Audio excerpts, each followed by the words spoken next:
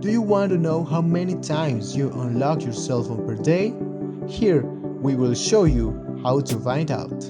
This is a wallpaper that will inform you about the activity of your phone. Since the more you use your device, the more your screen will be filled with bubbles. The bubbles are the method that this app uses to know how many times a day you unlock and use your cell phone.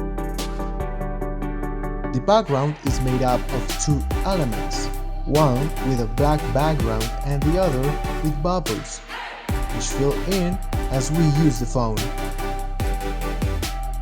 Every time you unlock your phone, a bubble will be added. In addition to that, the bubbles have different sizes. The more you use the phone, the bigger the next bubble will be. When that happens, you will know that you unlocked your phone many times. The objective to achieve is to have the minimum of bubbles and that the screen of your device is not full.